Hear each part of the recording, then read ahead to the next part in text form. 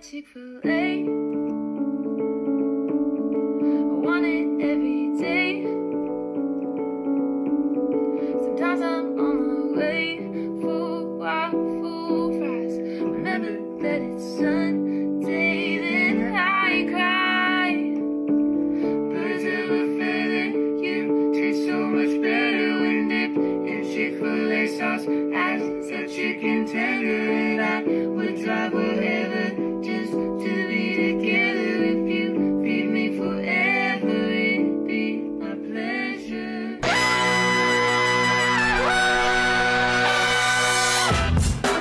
Good morning, sweet world, and welcome to the No Dunks podcast presented by Amazon Prime. It's Monday, May 19th, 2025. I'm J.E. Skeets here in the Classic Factory, and alongside me, as always, Tass Mellis. Happy Monday, everybody. Next to him, it's the bearded one with Top Shot Hot Boy, Trey Kirby. Hey-o. Hey-yo. And over yonder, making the magic happen, super producer JD. Hello. There he is. Here we are. Hello to everybody on YouTube. Hit the like button, subscribe. Podcast listeners, leave us a 5-star rating and review. I'm going to tell you right now, on tomorrow's podcast is when we'll do our conference finals previews and predictions, both the East and the West. That's on Tuesday. Today, we talk a little bit about Game 7, which was a blowout. Mm-hmm. Can look ahead to the Nuggets offseason and their decisions that they'll have to make, and maybe get into a little NBA news. But let's start with that game. After a shaky first quarter, Game 7 was never in doubt for OKC. The Thunder swarmed the Nuggets defensively. They forced 22 turnovers to run away. 123-95. So the top-seeded Thunder will host the Timberwolves starting Tuesday. The West, starting before the East, even though the West wrapped up later than the East there in the second round. Very weird. OKC's first trip to the conference finals since 2016. TK, we'll start with you here this morning. Your biggest takeaway from the Thunder laying the smackdown on the Denver Nuggets? It's all about that second quarter. Mm-hmm. Yeah. I kind of think when it comes to basketball games, the game is very rarely won or lost in the second quarter. Seems like the least essential quarter to me as we're talking. But as we saw in Game 6, same thing in Game 7. Oklahoma City came out. They were a little nervous, I thought, in the first quarter here. They missed 10 of their first 15 shots. Couldn't stop fouling. Jokic kept going to the line. Aaron Gordon was getting things done inside. But then at the end of the first quarter, honestly, Russell Westbrook checked in, started turning the ball over. Then Julian Strawther checks in at the start of the second quarter, starts turning the ball over. Still, though, a 1-point game with 3 minutes left at the end of the half. An 18-5 run for OKC turned a 46-45 game into a 60-46 game. And then they came out in the third quarter, and it was all the same. OKC just needed to settle into the game, figure out their defense, and start forcing turnovers. Once they started forcing turnovers, they got into such a good rhythm running that it was basically unstoppable transition basketball from them. Alex Caruso, though, this guy gets the absolute game ball. Plus 40 in 26 minutes. Mm-hmm. People say single game plus minus, not always the case. Doesn't always tell the truth. This one did. Yeah. He got the start in the second half as well. It was just varsity basketball 101. That team has a huge guy. We can't let him get the ball. So he was doing his work early. He was fronting the post. Credit to everybody else on the OKC defense who was pressuring the ball, making it for tough entry passes. Chet Holmgren helping on the backside as well. Not to mention Caruso is such a good zone breaker for the Thunder.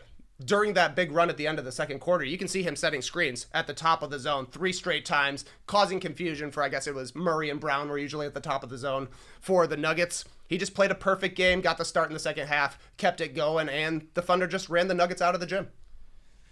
Yeah, it was a totally different game from after that first quarter because it looked like the Nuggets were ready to play. Maybe they're inspired by Aaron Gordon, heroic performance, playing with a hamstring. Totally. Christian Brown was awesome the first couple minutes.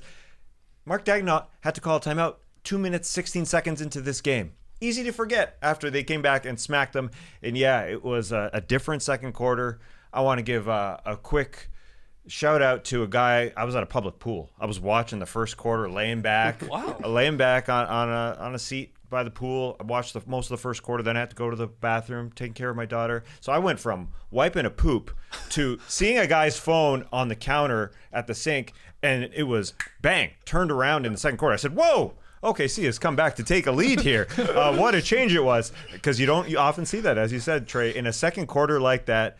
It really inspired guys. Alex Caruso, yes, is the guy who changed things. He went that typical like textbook. How do you stop a big guy? You get freaking physical if you're a guard, and you can get away with it at times. I know Nuggets fans are very mad right now. Yep. They got away with too many fouls. But what he did was increase the athleticism of OKC as well, both turning guys over and offensively. I mean, in the first quarter, things weren't right for OKC. Like, Shai couldn't find Hartenstein on an alley-oop. You saw Aaron Gordon get behind Cason Wallace after he got inserted with a backdoor cut. You saw Jalen Williams with a crazy turnover where he got underneath the hoop, didn't know where to go, and just threw it out. After Caruso came in, these guys showed what their capability is, defensively and offensively. They just got way smarter. Like Isaiah Hartenstein, a tap back to Jalen Williams, who got it going in the second quarter that led to his second bucket. I just want to say Jalen Williams went from a different guy even in this game. First quarter, scoreless, -11. Second quarter, 17 freaking points. Yeah. Now, they got some rolls, including Jalen Williams' shot right before the second quarter ended. A nice roll on his shot to get him going. But that's what happens. I guess home court matters a little bit. You get things going your way. But OKC's offense looks so different. I mean, Dort grabbing balls on the offensive end. Cason Wallace dunking on frickin' Nikola Jokic. And Cason Wallace had a bank shot from the wing, a three-point bank, like it wasn't one of those, whoa, it just touched the backboard and went in. This was a top corner yes. 3-point shot bank. So they were different. They started driving, and they had a great effort defensively. OKC had collected 12 points off turnovers to Denver's none at half, and it didn't stop. And you could just see, yes, Jokic was maybe a little short on calls at times because of Caruso, but everybody guilty of turning this thing over. Oh, yeah. Everybody. Going through it, it was wild to see. Aaron Gordon had 4 turnovers. Jokic had 5 turnovers. Brown had 2 turnovers. Murray had 2 turnovers. Westbrook had 4 turnovers. Peyton Watson had 2 turnovers. Strother had 3 turnovers.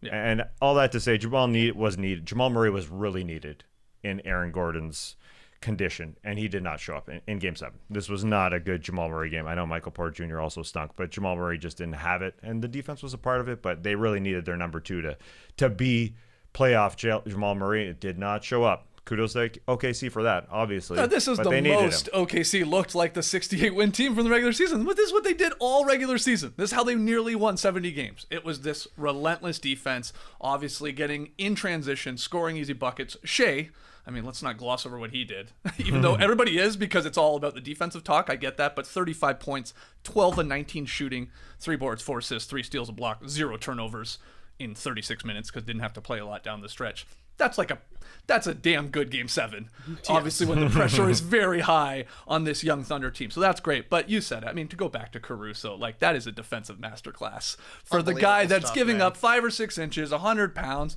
Yeah, you just have to be physical, fight hard early, get in front. But then it's not just like you're seeing a lot like Caruso just stopped Jokic.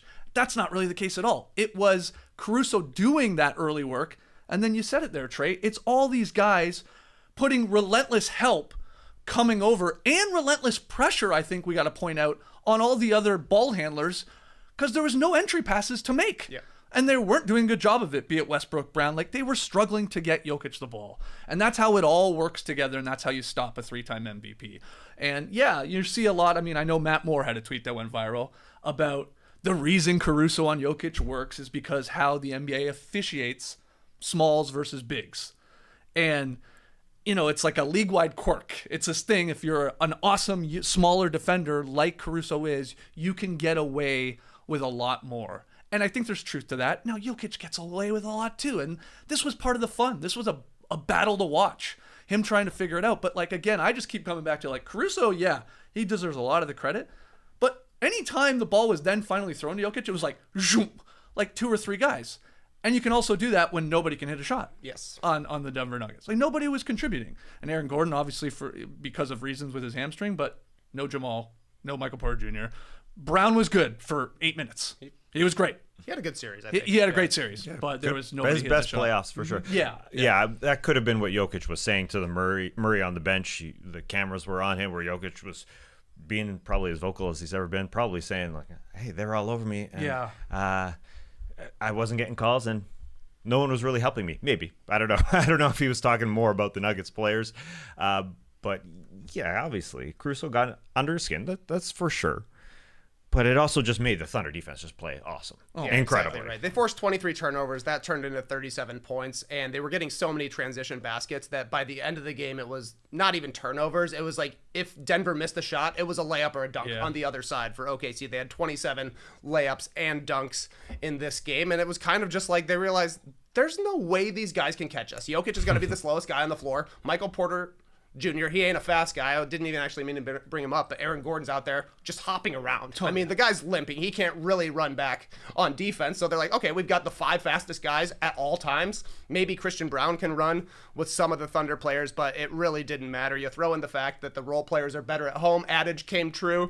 26-16 bench advantage for the guys who actually played during the competitive portion of the game for OKC. Wiggins hit a couple of threes. Caruso hit one. Wallace hit one. Everybody did their part, I thought, in this game for OKC, and they looked like the team that had 8 guys they could trust, whereas Denver had literally 2 guys that played well yesterday. Yeah, as great as Caruso was on defense, I want to give a little credit to Cason Wallace. I thought he was nearly just as good in this game, and he was making a positive impact on both ends, especially in that first half.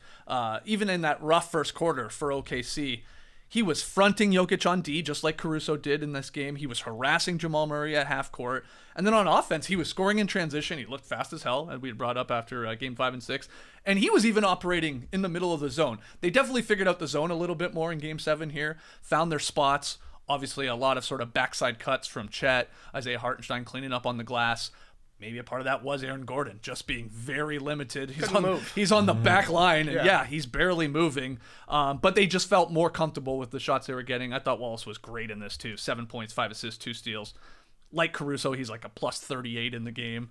And it's like weird to me. It's like they have Lou Dort. Lou Dort finished, I believe, top 5, top 4 in Defensive Player of the Year. And it's like, these 2 other guys, Caruso and Wallace, in this game at least, and in a majority of the season, were even better defensively. It's like, wow. I mean, they just have 3 elite perimeter defenders in those guys.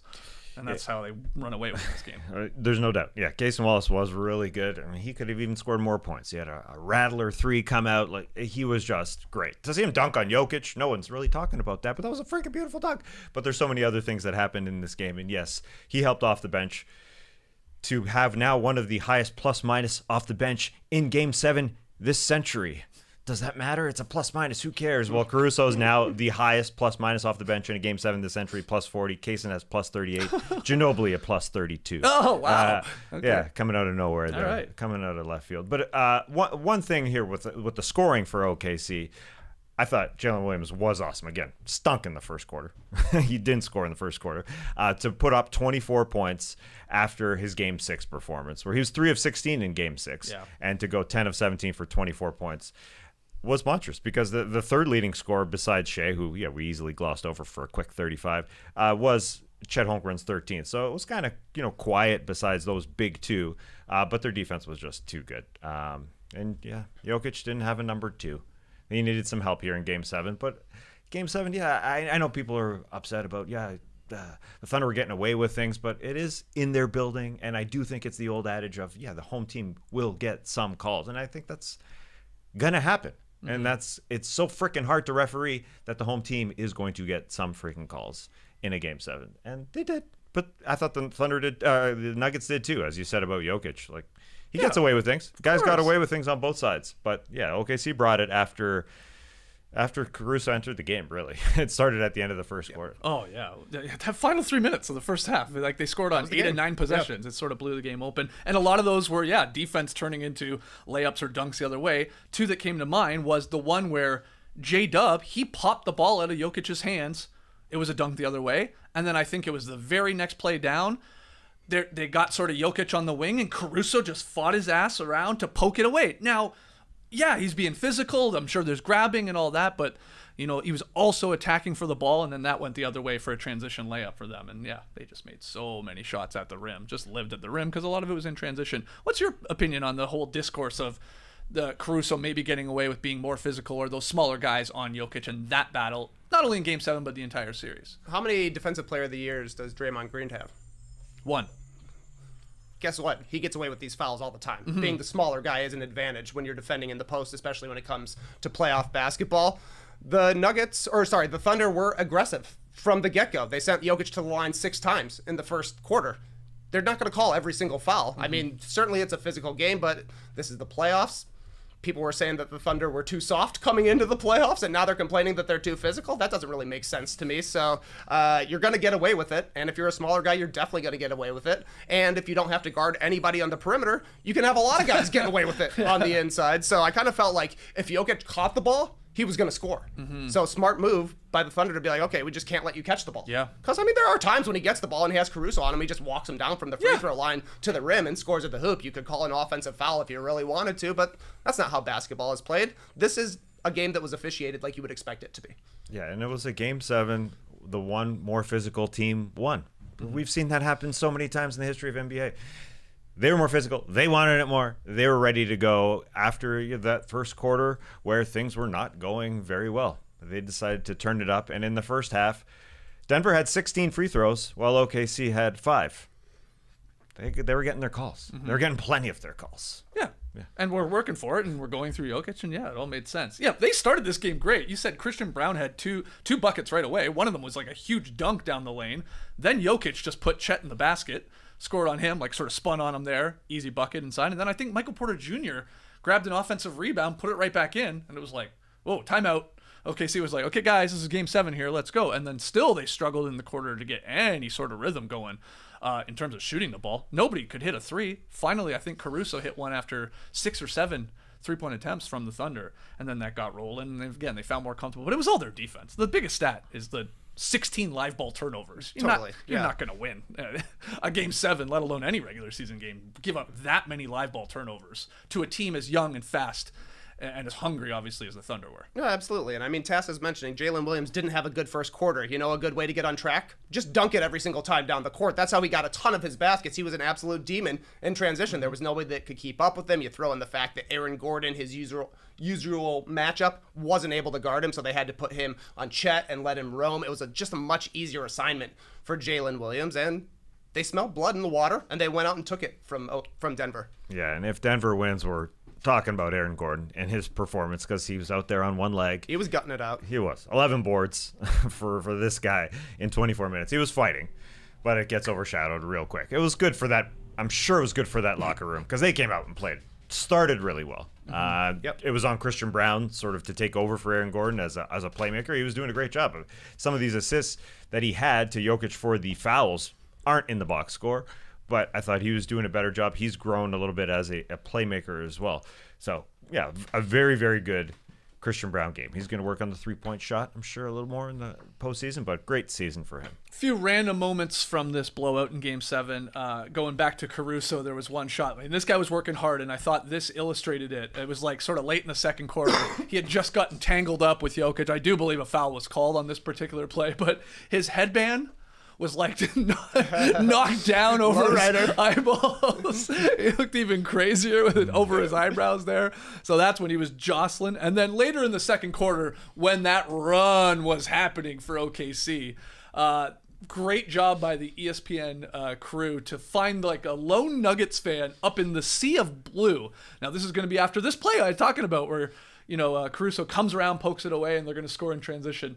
Watch who they find in the crowd, because they're like, oh boy, this is getting out of hand for Denver Nuggets fans. There he is. There's the one guy in yellow just stroking his beard and chin, thinking about, this one's getting away from us. So I always love when the camera does that. Essentially, you can do it so easily in OKC. Oh, totally. Because everybody puts on the shirt. Big 99% put on the shirt, and then they can find the other Nuggets fans. They also showed some Nuggets fans that were sitting behind the Nuggets bench.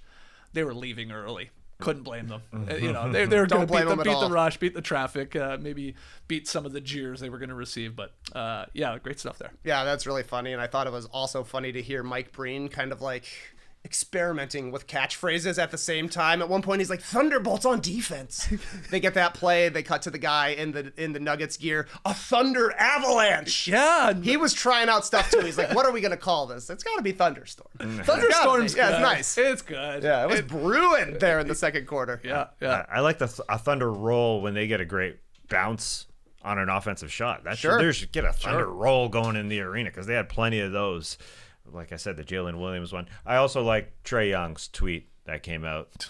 Hot take, but not. OKC fans are louder than Knicks fans. Happy Sunday. Going at Knicks fans. Jesus. There we go. There we go. Very funny. You probably grew up a Thunder fan, right? Yeah, that's true. He was going to Nice. games. Yeah. Yeah, he was in the upper bowl, apparently. And look, it maybe is true. I mean, it's got, like Knicks those fans are fans are loud. incredible. Like they are awesome. I said was loud on the Friday. greatest place to watch a basketball game is Madison Square Garden. Stand on that. But holy crap, OKC is loud as hell too. It's got that college atmosphere. Oh, yeah. It just is rocking like that. Any other random notes from Sunday afternoon's Game 7? This is another officiating note, just because it's weird. Okay, so I think it was Game 6. We had J-Dub elbows Jamal Murray in the face out on the perimeter. You know, Murray's up in him defensively. He's clearing space, hits him in the face, gets called a common foul. They say it's a basketball move. Fine, fair enough. Same exact thing happened yesterday. It was Aaron Gordon being pressured out on the left wing by Shai Gilgeous-Alexander, who's all over him again. You know, basically face to face, clear space, flagrant on Aaron Gordon. Yeah.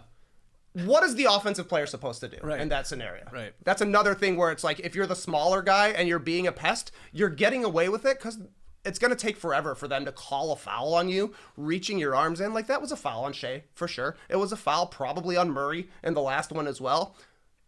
But you're taught to use your arms and your elbows to clear space. So I don't really know what the offensive player is supposed to do in that scenario. Because these guys are just it's chucking an offensive foul. Yeah, they're just chucking their head in there and just getting Hit me in the face. Yeah, if it's like almost like a batter with just covering the plate. Barry Bonds style. Yeah, it's like, what are you gonna do? I guess just hit me. I'm covered in armor. I'm just gonna take my base. But yeah, do you have an opinion on it? I'm with you. It's like, what is the guy supposed to do? Because that like. He's not maliciously trying didn't look to like it. It didn't look like it to me. He's doing what you're taught to do. It's like, yeah, clear some space there. But what do you think? Yeah, but it's a thing that when it's video reviewed and it's in slow-mo, you see a guy's face go flailing. So the refs are like, okay, we'll call it. It is something that I think the Board of Governors in the league will look at this offseason. As the broadcaster said, maybe we should look at that and try and figure out a balance here. Because an offensive player has to be able to turn. This is a sport. You should be able to turn and look. I mean, you can't be right up in his shirt, literally in his shirt, and make a decision. Richard Jefferson was on the call and said, yeah, guys should be able to turn. But then they overturned the call, and Richard Jefferson's like, yeah, okay, I guess it's foul. But we're all sort of. But that goes to what you're saying. When you see the replay, you're like, well, yeah, I guess he did get He hit clocked him in the face. What are you got to call something. But in real time, right. you're like, okay, what's he supposed to do? Yeah. Yeah. That's totally true. Any other notes? Tassi, got anything for us? Well, I do want to say Doris Burke said that Alex Caruso said, my whole career has been a Game 7. And you know, it is a bar. It was great. I was looking for the actual video of him saying that. I couldn't find it anywhere. I guess he said it somewhere. I don't know. Just pregame, courtside. Yeah. But it's totally true. I think his career became a Game 7 when he decided that he was going bald. I think that was his demarcation. Like I'm starting to take my profession seriously. I'm going to shave my head, and I'm going to be a new player. And that's the only thing that separates, I think, Alex Caruso. Like when we saw him in summer league, and he was trying to do things for the Los Angeles Lakers, and he looked like this ball handling guard, and things definitely changed for him when he joined LeBron and friends and became this incredible player. So that was it. That was the line for me. That hairy man. Now he's a bald man. He looks good. He looks good now. I think he's put it all together. Sam Presti won Executive of the Year, right? Yeah. Okay, good. Because this was an amazing trade. Going to get Caruso for Giddey. Pretty good work there, Sam, because he just helped you move on to the conference finals, and who knows where they go from here. And he might even get more opportunity as this goes on, because the guy's been a huge difference maker. Big time. Yeah, but he starts second halves as he did in this Game 7. So they decide, okay, we got to sit somebody and play him. Mark Dagnall, he's shortened the bench. We didn't see Jalen Williams for any part of that game when it was competitive. So he got rid of him out of the rotation, and he was allowed to do that. He was sitting his two bigs at times because he was like, we're going super small with Caruso out there. being able to sort of guard Jokic. So yeah, because he really just played Caruso, Case and Wallace, and then Wiggins was playing. Yep. He'll actually, I mean, he missed a couple threes there, but was scoring as well. Did hit some threes. I thought he was also active defensively, even for him. So good stuff from Degnault there, I thought, in a Game 7. Like, yeah, let's just go with these guys. And a big part of it was because they were dogs defensively. It was like just a pack. Just soon as Jokic would get the ball, there's 6 hands slapping away, going at him. And, nobody, when he could get it to somebody else, nobody could hit a shot. Ugh. Shout out to the ESPN broadcast crew that was ready for a blowout, because often in a blowout, the broadcasters need to talk about something. To hear that story about Sam Presti signing Kurt Thomas when he was early in his executive days and picking him up, and Kurt Thomas like, who are you? He said, well, I run the front office. That was a cool story. and I hadn't heard that. Right. I guess I'd heard that maybe a long time ago. Kurt Thomas said that, but shout out DB sharing that story, I do believe. Or was Mike Breen? Yeah, I don't know. One of them. Somebody. Let's talk a little here about the Nuggets offseason. Do you guys think it'll be mere hours, if not whatever, days, weeks? I don't know. How quickly will they take the interim tag off David Adelman, or do you think they will go and try and find a new coach? What's your read on that? I think Adelman's definitely earned it. I mean, the Nuggets played pretty uninspired basketball leading up to Michael Malone and Calvin Booth being fired. They went a whopping 3-0. I saw it called a perfect 3-0 after David Adelman took over. But look, they won a 7-game series. Then they took the best team in the league, 68-win team.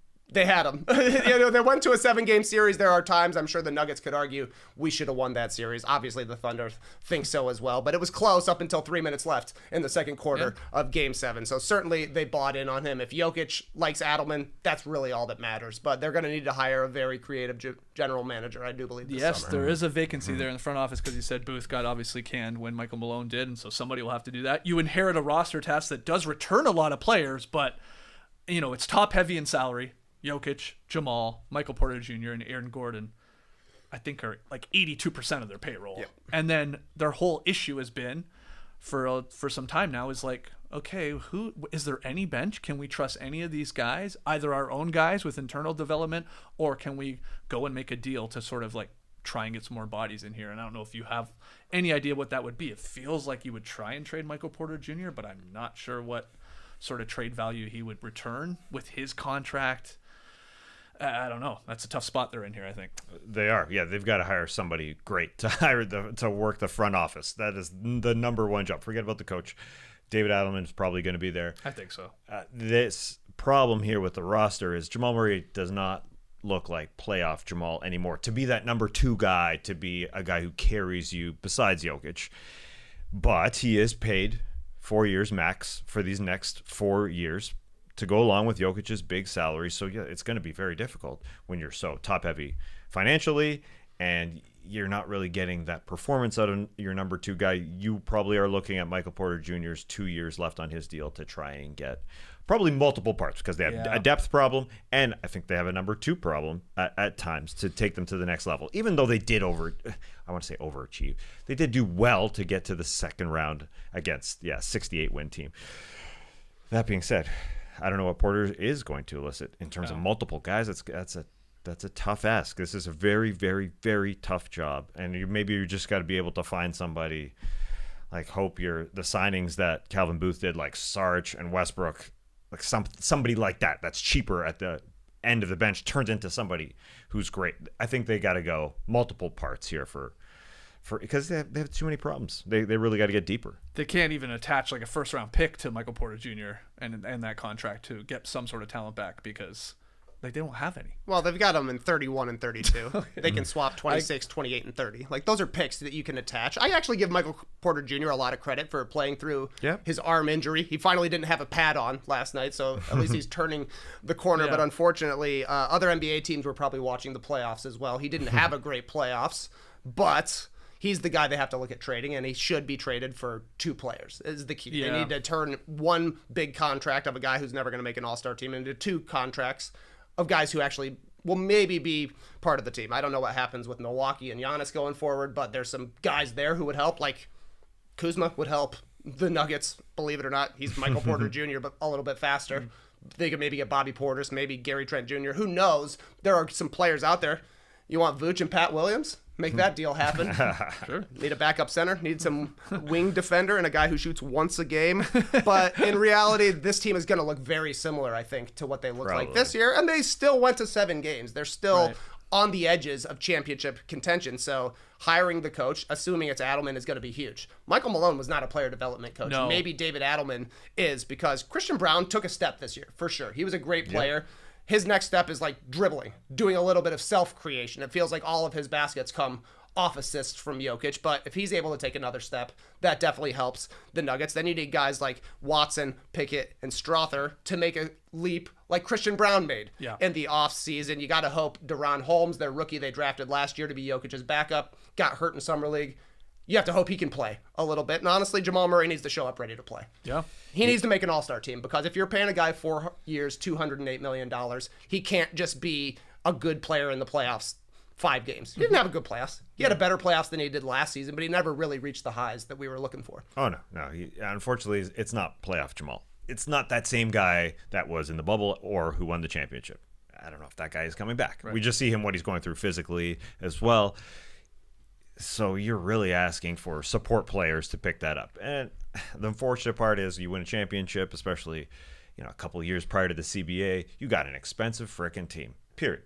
Richard Jeff said on the broadcast, it's totally true. You start paying guys. You win a championship, you start paying guys. Jokic, Murray, Porter, Gordon. Your top 4 are getting paid a ton. Then there's a huge drop-off after that in terms of financially what they're doing, and it's still $200 million that they're committed to, with a couple player options for next season. So it's Zeke Nash is a guy they could probably. I mean, is he either going to play or he could trade him too? Because he got a bit of not like money like those core 4 guys, but he got a fine contract. An easily movable contract. Really?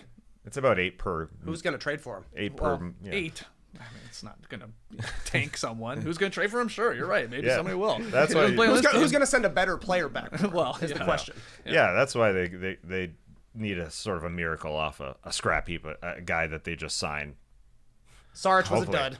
Absolute Sarge dud. was a dud. Westbrook was exactly as expected. Won him a series, lost him a series. Yeah.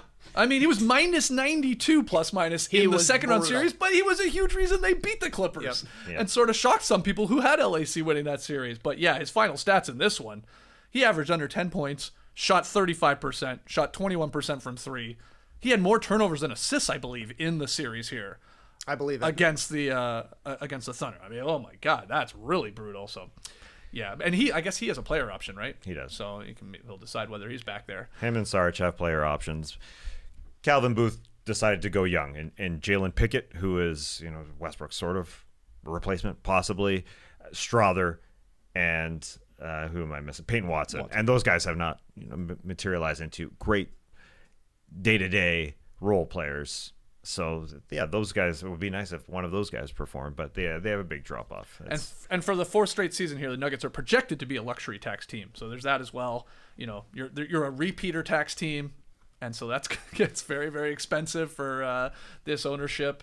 They'll be a first apron team. All likelihood they will be. So they're already over that. It's going to be like $5 million over that. Then you're not allowed to use 100% of the traded player exception. So we'll see what they do with their books. I think the Michael Porter Jr. makes the most sense. You try and shop him, see if you can get multiple players back. And the most tradable with just 2 years left. Sure. I mean, obviously Jokic, but Jamal Murray. Not trading Jokic. Is it Jamal Murray? Maybe, but I don't think so. I mean, just the chemistry between those two guys. But I guess Jokic has a lot of say in this as well. But maybe he's already riding a horse somewhere. You think he's already on a horse? Well, I know he's already drinking beers. Yeah. He said it. DWERRUN. I wonder if they get in the Kevin Durant game. I wonder if they kick the tires on that. It would probably be Michael Porter Jr., all the picks and swaps they have left. Christian Brown. Maybe they would even ask for Jamal Murray, but I don't know. Wow. Obviously, Kevin Durant is a huge upgrade over Michael Porter Jr., huge upgrade over Christian Brown, but that's an even shallower team. KD and Jokic at the top. But I wouldn't be surprised if they at least have conversations about it. Maybe. Yeah, that makes sense. Maybe. I'm very interested in that. Very interested whether or not Jokic plays in Eurobasket this summer. Because that's a big tournament. He just played the Olympics last year. He said that made him a better player this year, but also probably made him a little tired. I mean, he had to carry a team for a whole season. Is he going to go play in a few weeks of Eurobasket after drinking beers and riding horses? I don't know. That's going to be a great tournament. It should be fun. That's how he resets. When is that? Late August, early September. Okay. All right. Eurobasket. We'll see. Well, let's get a little excited here for the Final Four, these conference finals. Again, we'll do our previews and predictions on tomorrow's podcast. We'll go through them, talk about the X factors, obviously make our predictions. But we have the East and the West conference finals set, and the last time each of these teams won the championship, you got to go back, right? The Knicks. 72-73 season. Shout out to Phil Jackson, who was on that team. Shout out to Phil Jackson. Yeah, so that's we're looking at 50 years there. Pacers have never won an NBA title. They got some ABA banners, but never in the NBA. They won one in 1973 as well.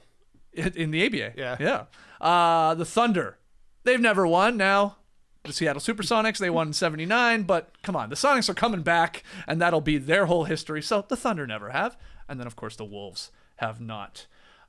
Is this what do you think? Is this a really good situation for the NBA or the opposite? Because people are saying, oh my God, no LeBron, no Curry, no even mighty Boston Celtics. Like, look at these, a lot of these small market teams, and then New York. What's your opinion on it, TK? You like this? Is this a good situation for the NBA or not? I'm excited. Okay. I think these are going to be great conference finals. I think there's a lot of intrigue on both sides. Knicks versus Pacers is literally a generational rivalry. That's what people always want in the NBA. These teams played playoff series in the early 90s, late 90s / early 2000s, the 2010s, and the 2020s. If you're talking about wanting to see rivalries in the playoffs, what else are you asking for? On the flip side of things, it's USA versus Canada. We got our best dude in Anthony Edwards versus your best dude in Shai Gilgeous-Alexander. All right. Very cool. Yeah. But yeah, I mean, the big stars aren't there. Even Jokic isn't there. Giannis isn't there. Doncic isn't there. Like, the next generation of big stars isn't there as well. But guess what? If the next generation is going to become stars, they have to take center stage at some point, and this is them taking center stage. That's what Zilla wrote today. This is an opportunity to build up new first-name stars here in, obviously, Ant, SGA, Halliburton, Brunson. Those are the main guys of these four teams, and I think there's some truth to that, despite not having LeBron and Curry and all the international superstars.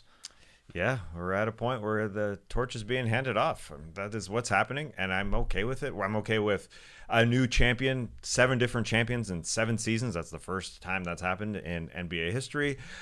As a fan, of course, I love it. Is it good enough for the world because you don't have one of those big players? Yeah. Well, you have an incredibly large franchise in the New York Knicks. Yes. Yeah. With 3 big draw. With 3 other smaller ones. There's no doubt about that. Yeah. But that doesn't matter. I don't think it really matters. I am interested to see how many people watch.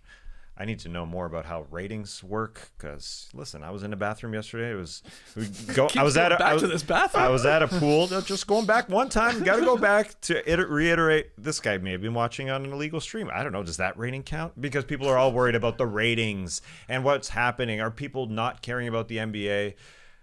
I was at a pool and somebody was watching in a bathroom. I think people care. And internationally, I think people care. But yes, we're getting younger. And so, yeah, it's going to be an Anthony Edwards or a Shai or somebody to take that torch and do something with. I mean, Jaylen Brown's the same thing. I mean, these guys, none of these guys are champions that you think of at all. Period. That are going to win this title. Yeah, So, it's pretty cool that either Ant, SGA, Halliburton, or Brunson are going to have a title when it's all said and done here. That is cool. And this is like what the NBA with the whole, basically hard cap when we were talking about the second aprons and all that. This is what they wanted. They wanted this like competitive balance, which you said 7 straight seasons in a row now. We're not going to have back-to-back champs. No, we're going to have different all champ. these new teams, different champs. That's the first time. Doris Burke made that note in the broadcast that they're totally different winners. Yeah, is it okay for people not to have these champs at the top? It feels a little like the NFL where there's teams coming from nowhere to win a championship. I think it's good for the league. Yeah, it's competitive balance is what they were hoping for, and they seem to be getting here. I'm pumped with you guys. I mean, this is for sickos, the basketball fans. These 4 teams are like playing awesome basketball right now too.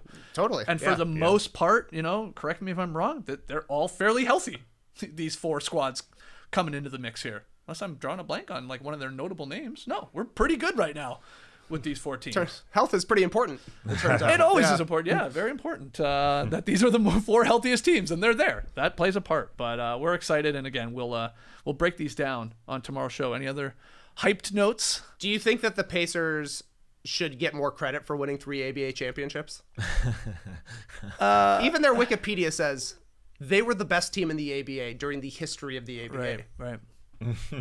They won 3, 70, 72, and 73. A short window, right? Yeah. How many teams? The best player in basketball was playing in the ABA at the time in Dr. J. Yeah. How many? NFL counts pre-merger championships. Oh, that's a good point. How many teams were in the ABA? 10. Okay. 17 in the NBA. Yeah. Okay. Yes. Sure. They deserve it. Absolutely. They should get blown up a little bit more. Yeah. ABA teams, I think. We can do that. They've been close in the NBA. I mean, it's like obviously they were extremely consistent, always in the playoffs, generally in the mix, even getting to some finals, but could never get over the hump. It's a great basketball town, obviously. Sure. They've loved basketball forever.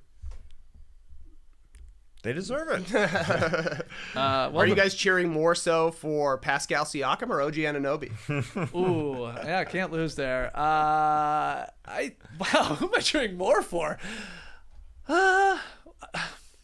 I guess Siakam if I have to pick between the two. But I mean, I won't be upset with either of them representing. Obviously, pretty pumped that SGA is going to be in a conference finals here, playing the Canadian homer card. Going to win MVP. Could maybe win the title in the same season. My God, that would be incredible. That's the one thing our guy Steve Nash couldn't do, of course. Had the MVPs. Could never go all the way. And Knicks get are the ring. only team without a Canadian, right? They are. That's going to be their downfall. That's their downfall, man, for sure. Yeah, it's a good call. Because the Wolves got we got Cousins battling in the conference finals. I think SGA talked about it, didn't he? He said something like how he said, great "I'm it'll be gonna to take his head off. Yeah. Yeah, Mike Breen definitely called Shai Gilgeous-Alexander Nikola Alexander Walker yesterday. Really? Yes. Weird. Shai chucked like a deep three. He's like, Alexander Walker. SGA with the three-point attempt. Stick with SGA. Yeah, they're buds. I heard a great Steve Nash clip breaking down SGA as well yesterday. How much he was just breaking down his game and how good he is. Obviously, for Pascal OG, it feels like a new era for them. It doesn't even. The Raptor eras both feel like they're gone, buried. You know, isn't it?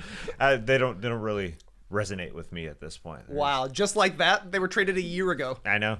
Well, it just feels like a different. Like Pascal's more in a leadership role. Like he's developed. OG, this is his best part of his career. There's no doubt. This is the best playoff part of his career. Best health part of his career. I mean, he's been able to battle through it.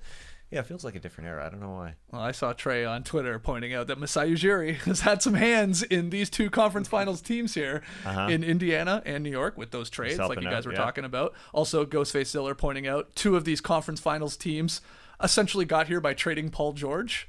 OKC traded him directly for Shai Gilgeous-Alexander. Good move. And then Indiana traded Paul George to OKC for Sabonis, who was then traded for Halliburton. So that made me laugh. I was like, oh, damn, wow. Paul George, we got to get him sitting courtside. And you've, he'll be podcasting. Yeah. So great place to watch the game. You've, of course, got the Julius Randle-Cat trade between the Timberwolves and the Knicks. Like, there are a lot of interweaving strands between all 4 of these teams right now. We are excited. And again, we'll break them down on tomorrow's podcast. Anything else before we get to a little bit of NBA news here? Just want to include that Leonard Miller is a Canadian, also for the There we Minnesota go. Timberwolves, Yeah, nice because one. he's not going to play. Okay, so hold on. Gotta say it now. And before we do the preview, got to say it now because his name will not come up in the preview. So let's go through this then. So the Thunder have.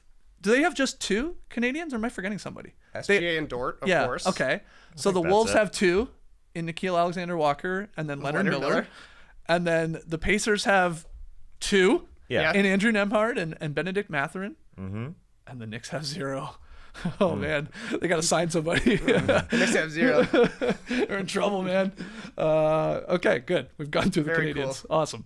Okay, we got some news here. According to ESPN, Celtic star Jaylen Brown played through a partially torn right meniscus to end the season.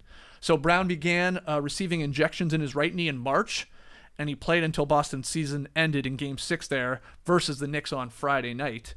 He will be evaluated this week to determine if surgery is needed. But here we find out, Tass, that this guy playing through the partially torn meniscus.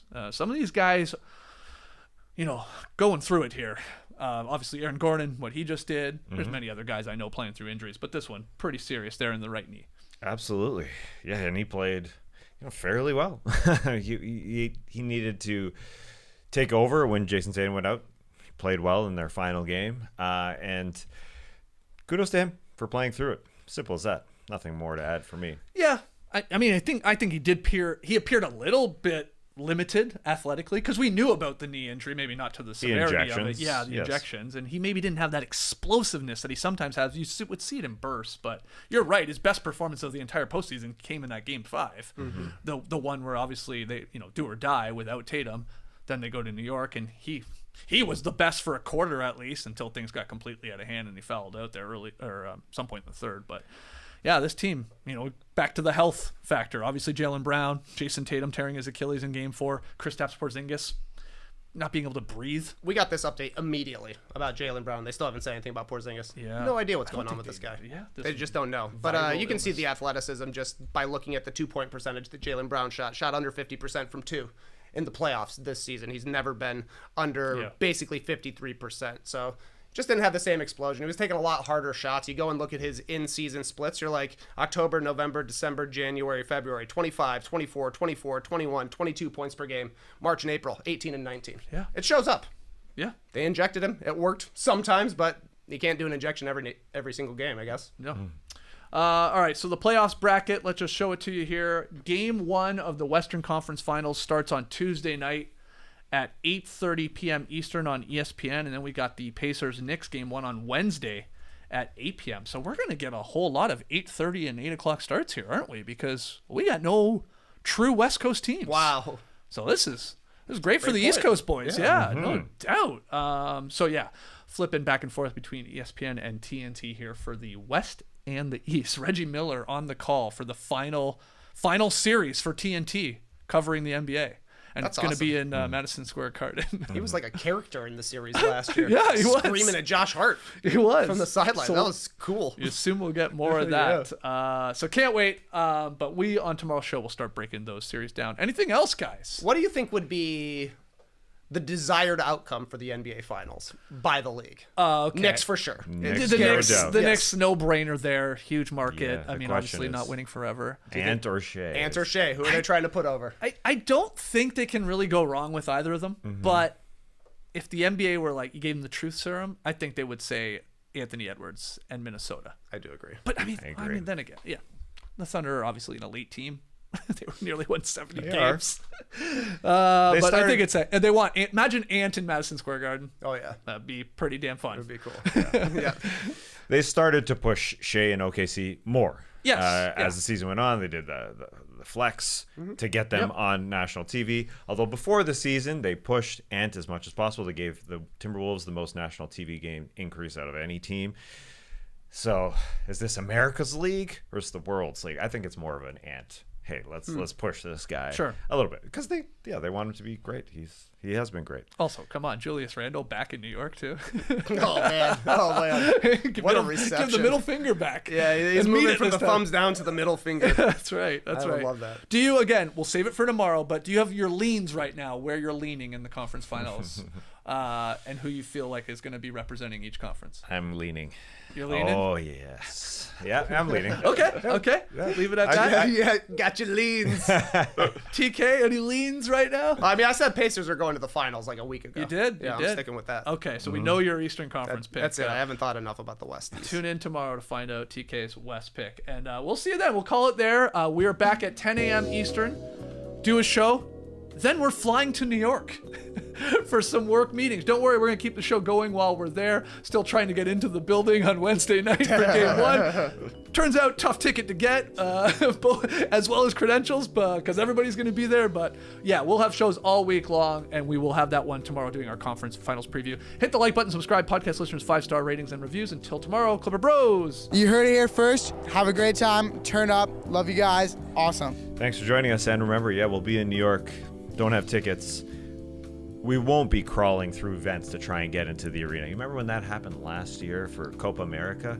It was in Miami. I sort of do, yeah. Yeah. Fans were, I think it was Miami. They were trying to get in.